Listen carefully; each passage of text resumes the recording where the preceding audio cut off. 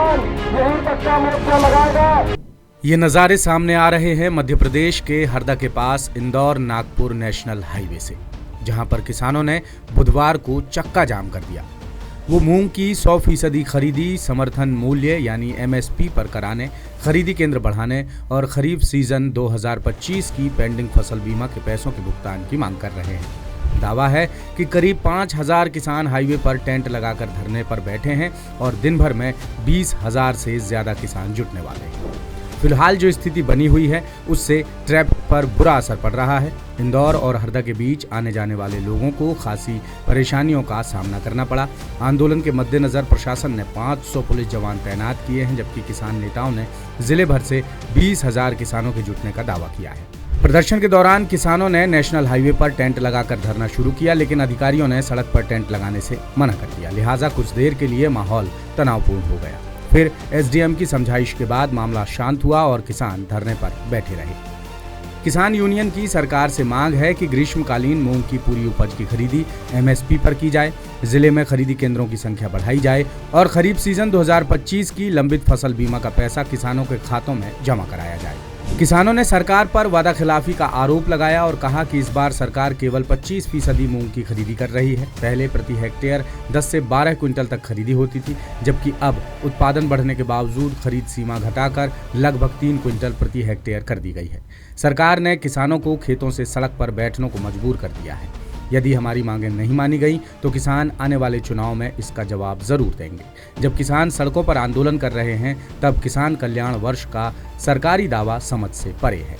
चक्का जाम को देखते हुए प्रशासन ने सुरक्षा के व्यापक इंतजाम किए। SP शशांक ने बताया कि नर्मदापुरम, रायसेन, बैतूल, इंदौर और छिंदवाड़ा से अतिरिक्त पुलिस बल बुलाया गया है। प्रदर्शन स्थल और हाईवे पर लगातार पेट्रोलिंग की जा रही है। आंदोलन शुरू होने से पहले कलेक्टर सिद्धार्थ जैन और SP समेत बाकी अधिकारी मौके पर पहुंच चुके थे। उन्होंने सुरक्षा व्यवस्था का जायजा लेकर अधिकारियों को लॉ एंड ऑर्डर मेंटेन करने के निर्देश दिए। हाईवे पर धरना और चक्का जाम के कारण इंदौर से हरदा और हरदा से इंदौर आने जाने वाले यात्रियों को लंबा इंतजार करना पड़ा।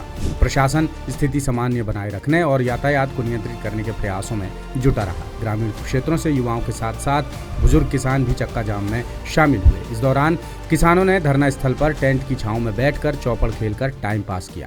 इससे पता चलता है कि किसान पूरी तैयारी के साथ आंदोलन में आए थे। स्थिति के मद्देनजर प्रशासन ने ट्रैफिक डायवर्जन लागू कर दिया। हालांकि वैकल्पिक मार्गों की व्यवस्था के बावजूद इंदौर से हरदा आने और हरदा से इंदौर जाने वाले यात्रियों को काफी परेशानियों का सामना करना पड़ा। इससे पहले सरकार तक अपनी मांगें पहुंचाने के लिए किसान जल सत्याग्रह भी कर चुके हैं। पिछले 11 दिनों से सतत आंदोलन कर रहे हैं। हमारी मांग है कि मूंग उपज को सरकार 100% तोले।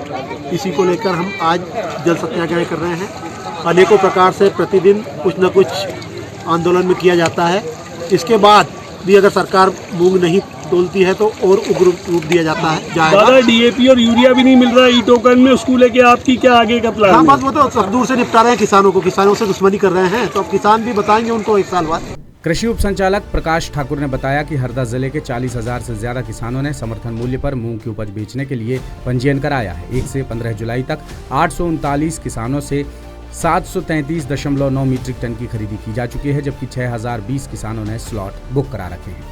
अपनी मांगों को लेकर हाईवे पर बैठे किसानों ने जमकर नारेबाजी की। उनका कहना है कि वो किसी से भीख नहीं मांग रहे हैं, बल्कि अपनी मेहनत का फल और वाजिब हक मांग रहे हैं।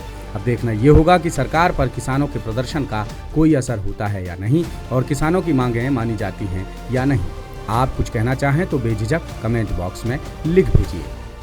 लेटेस्ट,